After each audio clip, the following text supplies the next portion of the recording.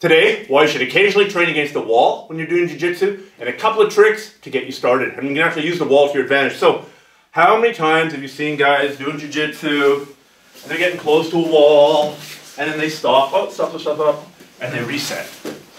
And that's great if all you're interested in is sport jiu-jitsu, because there are no walls in sport jiu-jitsu. But if you're training for self-defense or MMA, this is another surface that you have to take into account. So I'm not saying spend all your time against the wall, but become comfortable, because there's a world of difference between, you know, playing open guard here and playing some kind of guard here when he's squishing you into the wall, especially if he's punching you. If he's punching you, I can't make that sudden distance. My only option is to push him away, which can become very, very tiring, because he can get gravity and drive in, and I'm frantically pushing away. So, become comfortable against the wall. So a couple of examples of how you can use the wall. The first is Royce Gracie. Early UFCs, people started figuring out that it was a good idea to bulldog him up against the wall, especially because he used closed guard, which means that his head is lower than his opponent's, and he wanted to keep the fight on the ground.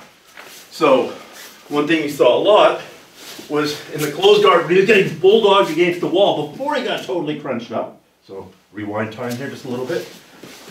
Before he got totally crunched up, hand on the wall, foot on the wall, and turn. Or if you're super flexible, just foot on the wall. But if your spatial awareness starts kicking in, you start getting close to a wall. Hand on the wall, foot on the wall, and you can use that to turn if you don't want to play the wall game. Of course, now some MMA guys are doing the exact opposite. When they're fighting on the ground, they want to get up, they want to kickbox, they're going towards the wall, they're actually actively retreating, and so long as they can have their head a little bit higher than their opponent's head, they can start shoulder walking up the wall here. So the key there is my head has to be higher than Scotty's head. It's really hard to shoulder walk up if he's here.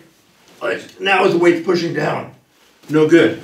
But if I can go here, now I've got a fairly good chance of standing up, knowing 100% of the time he's going to convert into some kind of double leg here.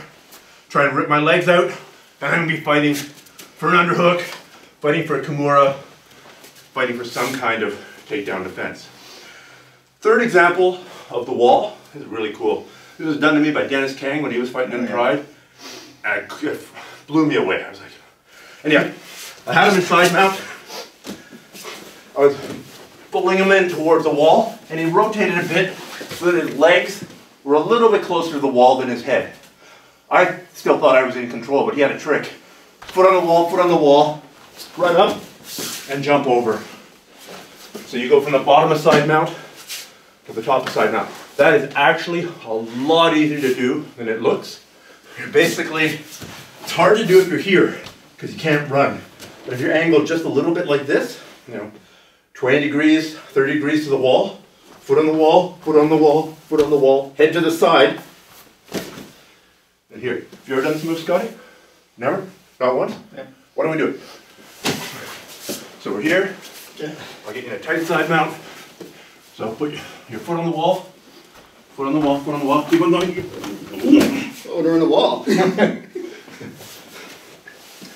just gotta make sure you tuck your head out of the way there, because you don't want to go directly over your neck. So, if you train jiu-jitsu just for sport, you haven't watched this video at all, or you're going to post negative comments. If you train jiu-jitsu with at least a little bit of emphasis on self-defense or MMA, work this.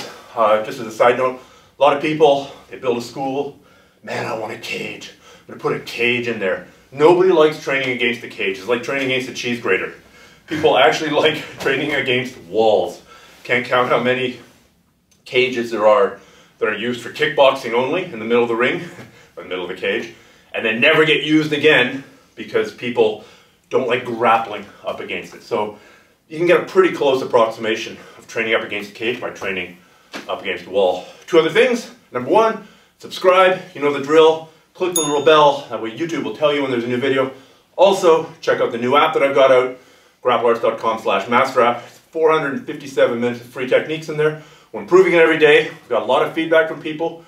We're making continuous improvement. This is the Toyota way. The way of continuous small improvements. I might be making that up. Anyhow, Stephan's Toyota way.